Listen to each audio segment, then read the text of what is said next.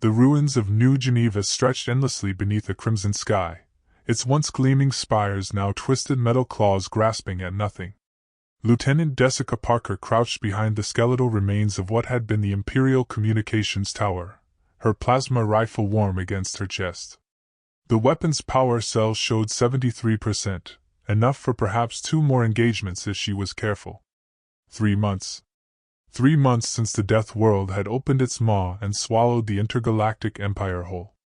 3 months since the Devourers had come streaming across the void in ships that looked like metallic tumors, their hulls pulsing with an organic rhythm that made veteran spacers vomit just looking at them. Jessica adjusted her tactical visor, scanning the rubble-strewn boulevard below. The enhancement filters painted the world in blues and greens, highlighting heat signatures and movement patterns. Nothing. The Devourers had swept through this sector 6 hours ago, leaving behind only the characteristic black residue that marked their feeding grounds. She touched the comm unit attached to her collar, speaking in barely a whisper. "Sparrow to nest. Sector 7 Alpha is clear. Moving to rendezvous point Charlie." Static crackled back, then Marcus Chen's voice, tight with exhaustion. "Copy, Sparrow. Eagle reports Devourer patrol heading your direction from the industrial district. ETA 12 minutes. 12 minutes. Jessica calculated distances and routes in her head, a skill drilled into her during her years at the Imperial Naval Academy on Proxima Station. The station was gone now, along with the entire Proxima system.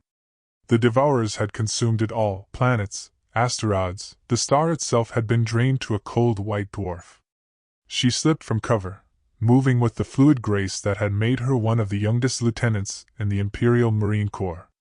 Her boots made no sound on the glass-scattered pavement as she navigated between the husks of burned-out vehicles.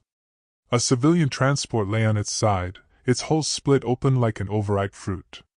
Inside, she glimpsed the telltale white powder that was all that remained when the Devourers finished feeding. The rendezvous point was a maintenance tunnel beneath the old metro system.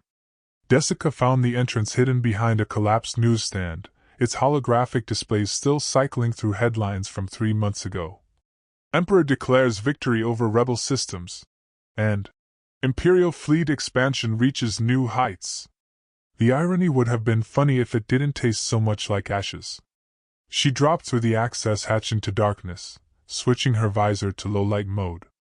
The tunnel stretched ahead, lined with rusted pipes and cable conduits. Water dripped somewhere in the distance, and she could smell the musty odor of decades-old decay mixed with something else, the sweet, organic scent that always lingered after the Devourers passed. "About time," came a voice from the shadows. Marcus Chen stepped into view, his dark hair matted with dust and grime.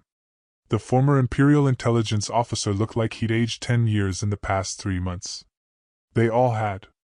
"Traffic was heavy," Jessica replied, checking her weapon's power level again. "What's our status?" Marcus led her deeper into the tunnel, where the rest of their cell waited.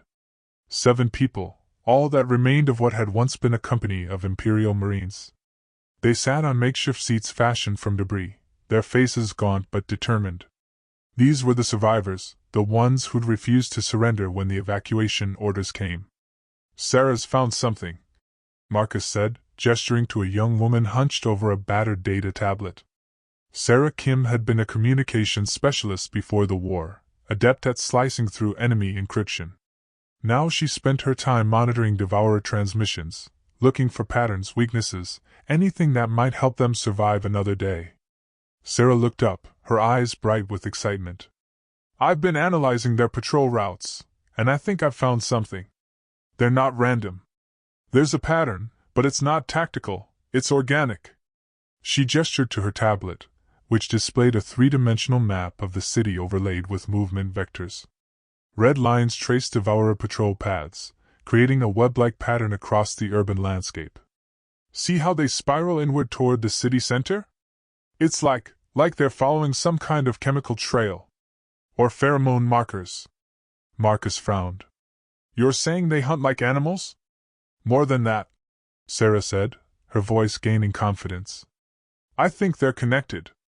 Networked. Each patrol is like a sensory organ for some larger organism. Jessica studied the display, her tactical mind processing the implications. If they're networked, then disrupting one patrol might blind the others in the immediate area. Exactly. But here's the really interesting part. Sarah highlighted a section of the map where the patrol routes seemed to avoid a particular area. They're staying away from the old Imperial Research Facility. I've been monitoring the area for 48 hours, and not a single devourer has come within 2 kilometers of it. The facility. Jessica remembered it from intelligence briefings, a black site where the Empire had conducted classified research into exotic technologies recovered from dead civilizations. The kind of place that officially didn't exist. Could be a trap, said Viktor Kozlov, their demolitions expert.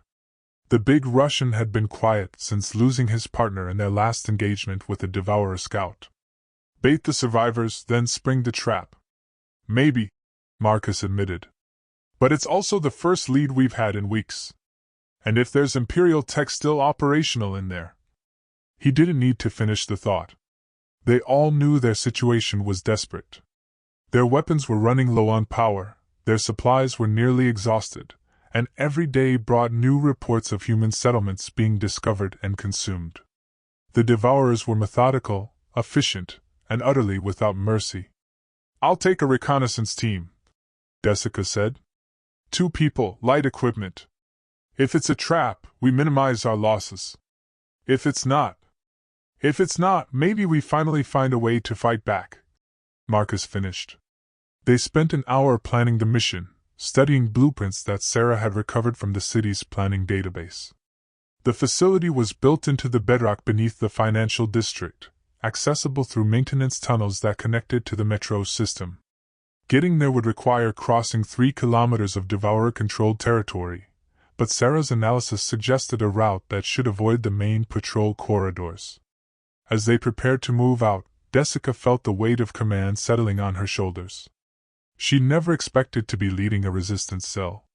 3 months ago, she'd been a junior officer aboard the INS Valiant, looking forward to a promotion and a transfer to Fleet Command. The Valiant was space dust now, along with the rest of the Third Fleet. Kowalski, you're with me, she said to the youngest member of their group. Tommy Kowalski had been a tech specialist, barely out of training when the war ended. He was quick, smart, and small enough to fit through tight spaces. Yes, sir, he replied, checking his equipment with nervous energy. They left the others to monitor communications and maintain watch. The journey through the tunnels was tense but uneventful, their path lit only by the faint glow of their helmet lamps. Jessica used her visor's mapping function to track their progress, noting alternate routes and potential choke points. They emerged from the underground into a service corridor beneath the financial district. The walls here were polished metal and synthetic stone, a stark contrast to the utilitarian tunnels they'd been traveling through. Emergency lighting cast eerie shadows, and their footsteps echoed despite their efforts to move quietly. Motion sensors, Kowalski whispered, pointing to small devices mounted along the ceiling. Jessica nodded. Still active. The facility's power grid must be independent of the city's main system. They followed the corridor to a security checkpoint, a heavy blast door flanked by scanner arrays. The door stood slightly ajar, and Jessica could see darkness beyond. Someone opened it from the inside, she observed, studying the door's locking mechanism. Recently. They slipped through the gap into the facility proper. The first thing that struck Jessica was the smell, or rather, the lack of it. The sweet, organic odor that permeated most of the city was absent here, replaced by the sterile scent of recycled air and metal. The facility's main corridor stretched ahead, lined with laboratories and offices behind reinforced glass. Most were dark, but a few showed signs of recent activity, computers still running, lights still on. And at the far end of the corridor, a soft blue glow emanated from what looked like the primary research lab. Sir? Kowalski whispered, grabbing her arm. Look! He was pointing at the floor. In the dust that had settled over the past 3 months, Jessica could see footprints, human footprints, leading toward the blue glow. They approached the lab cautiously, weapons ready. The blue light was coming from a crystalline structure mounted in the center of the room, surrounded by monitoring equipment and analysis devices. The crystal pulsed with internal light, and the air around it seemed to shimmer with energy. "My God!" came a voice from the shadows. "I was wondering when someone would finally show up." Jessica spun, her rifle trained on a figure emerging from behind a bank of computers. It was a woman, perhaps 50 years old, wearing a lab coat over military fatigues. Her graying hair was pulled back in a practical ponytail, and her eyes held the peculiar intensity that Jessica associated with brilliant scientists. "Dr. Elena Vasquez," the woman said, raising her hands to show she was unarmed. "Former head of the Xenoarchaeology Division.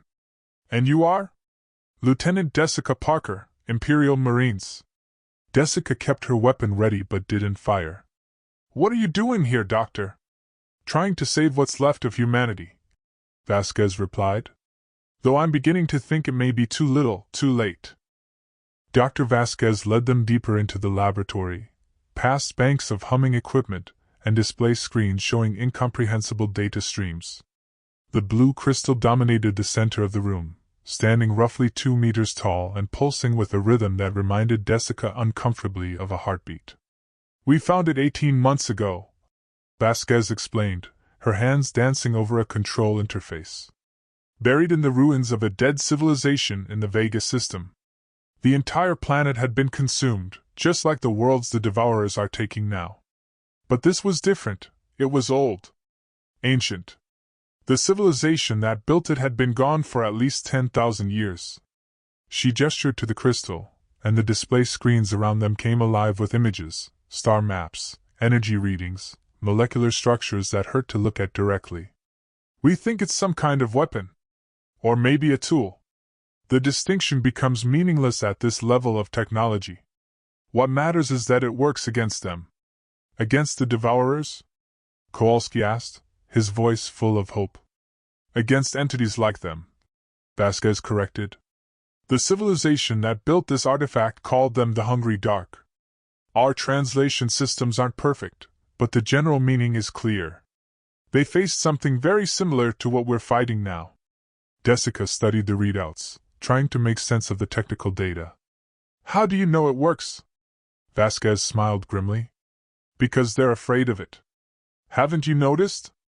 No Devourer has come within 2 kilometers of this facility since we activated the artifact 3 weeks ago. They can sense it somehow, and it terrifies them." The implications hit Jessica like a physical blow. A weapon that could drive back the Devourers.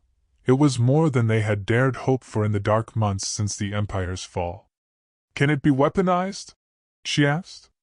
"Turned into something we can deploy against them?" "That's what I've been working on," Vasquez said. "But I need help.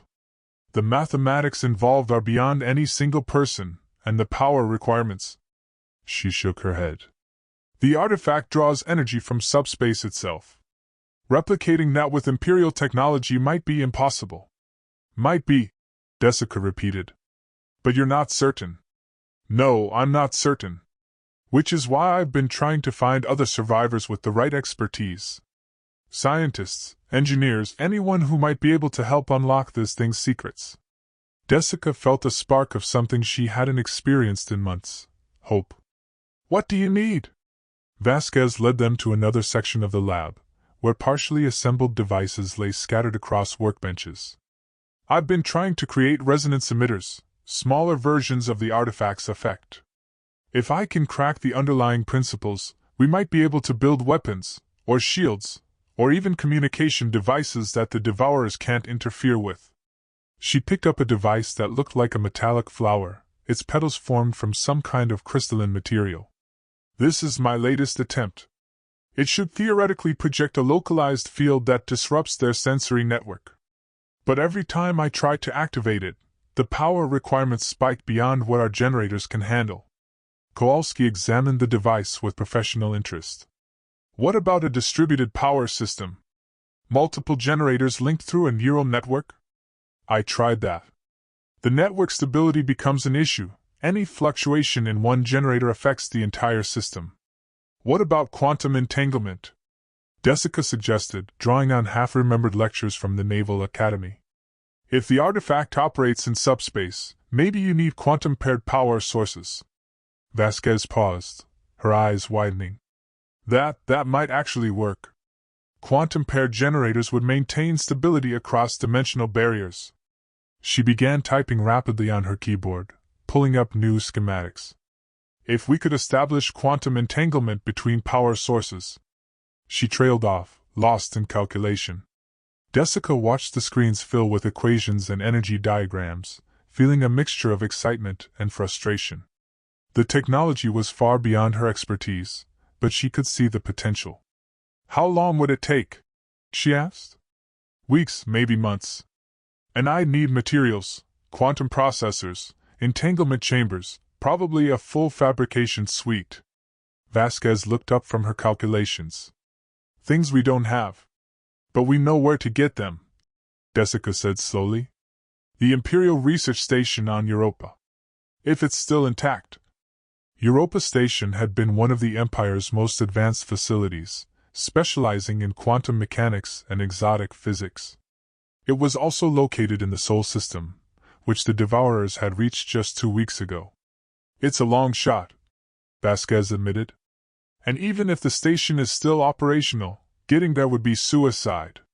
The Devourers have consumed most of the space lanes between here and Sol. Jessica's mind was already working on the problem. Getting to Europa would require a ship, and most of the Imperial fleet had been destroyed in the opening weeks of the war. But there might be other options: merchant vessels, private yachts, anything with a functional faster-than-light drive. I need to contact my cell, she said. We have people with connections to the Resistance network. Maybe someone knows of available ships. They spent the next hour documenting Vasquez's research, copying data files and imaging the artifact's structure. The blue crystal continued its rhythmic pulsing, and Jessica found herself oddly comforted by its presence. For the first time since the war began, she felt like they had a real chance. The return journey to the tunnels was uneventful, but Jessica noticed that Kowalski seemed unusually quiet. When they reached the safety of the underground complex, she pulled him aside.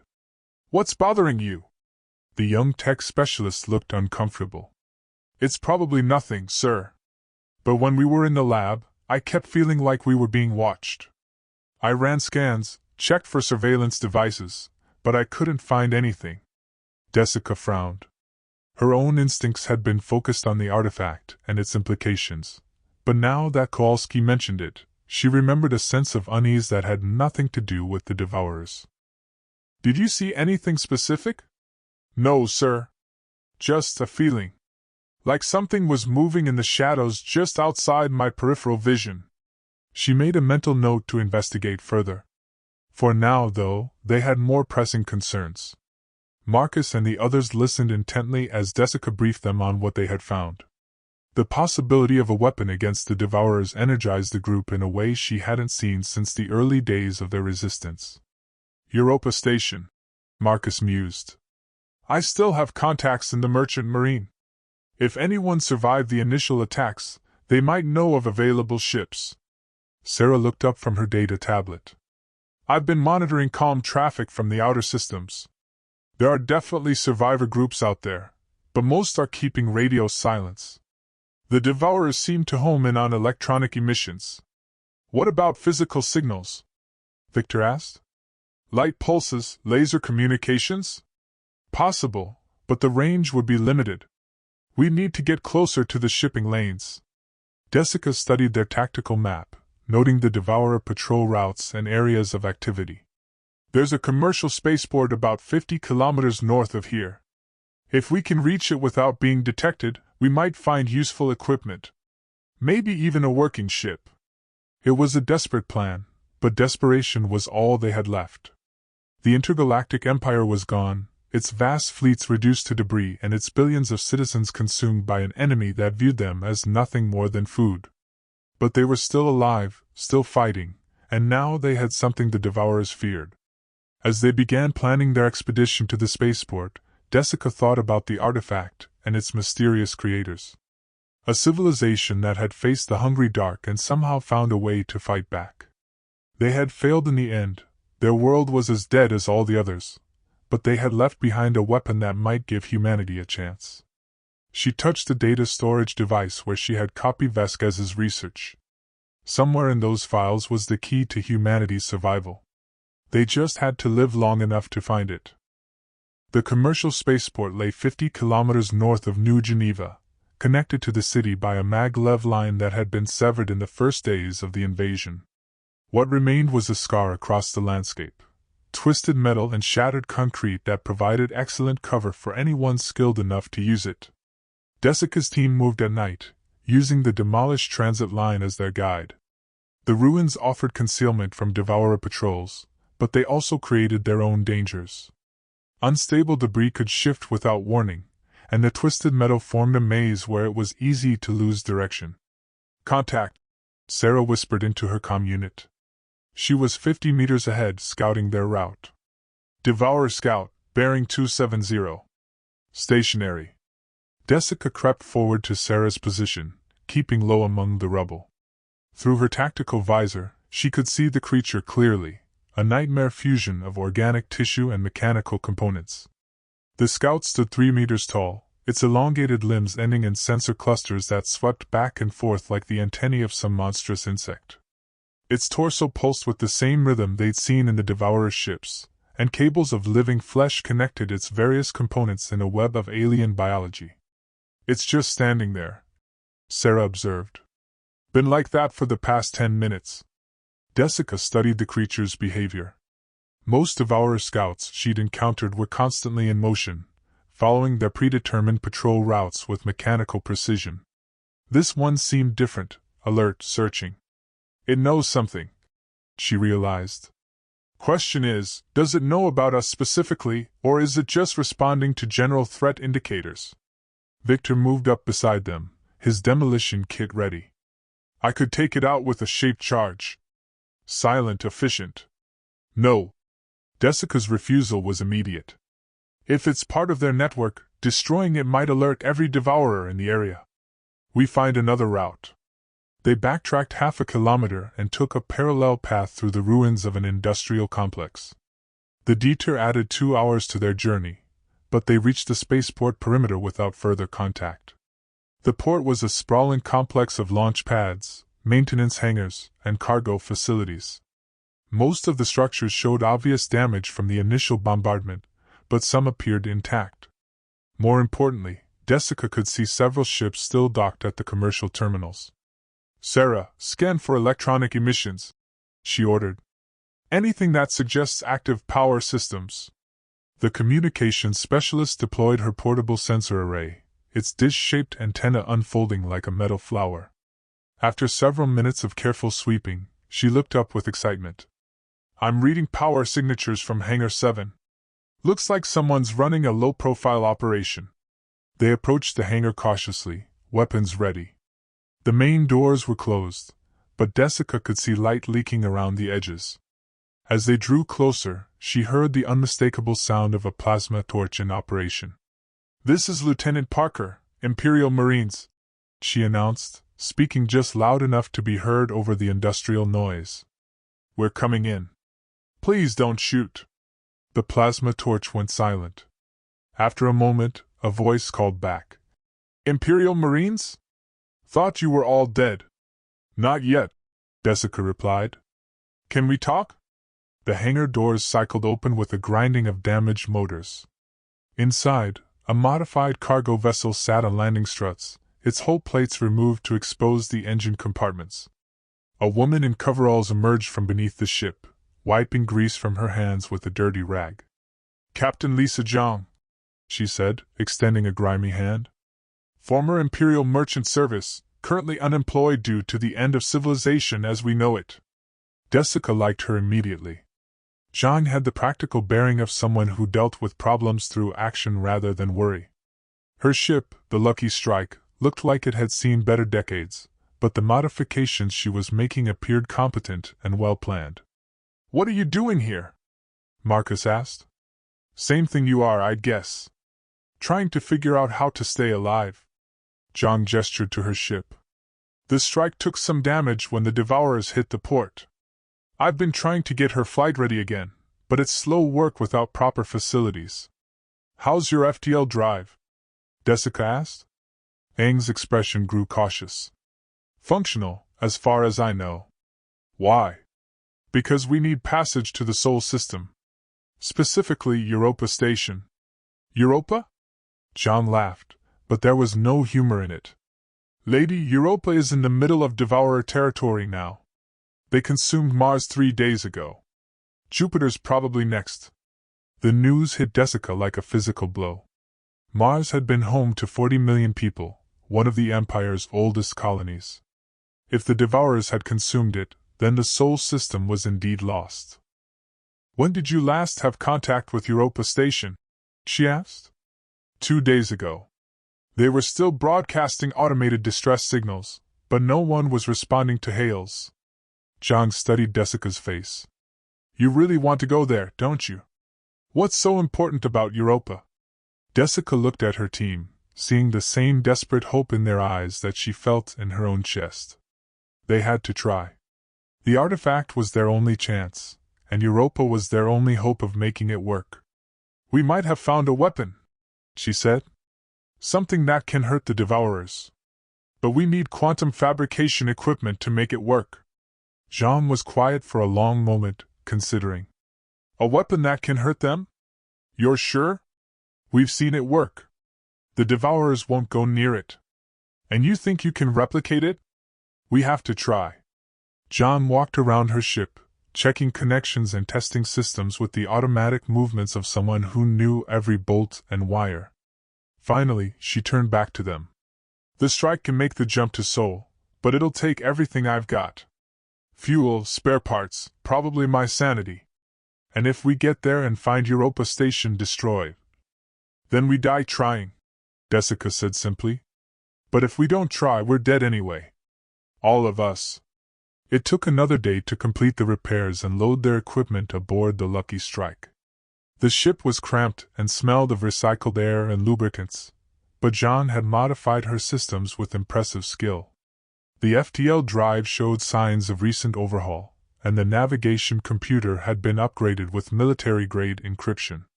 Where did you get Imperial NAV systems? Marcus asked, recognizing the interface.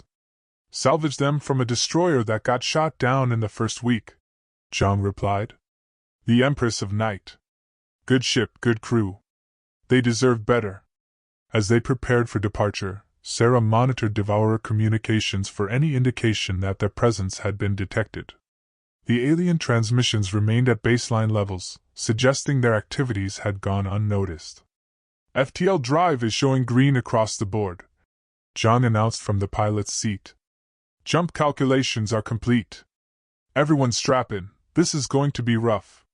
The Lucky Strike's engines spooled up with a sound like distant thunder. Jessica felt the familiar compression in her chest as the ship's FTL field formed around them, bending space-time into configurations that human minds weren't designed to comprehend. Jump in 3, 2, 1 mark. Reality twisted.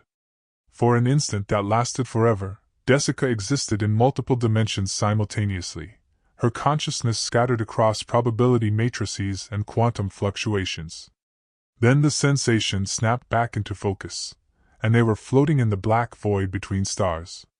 Jump successful, John reported.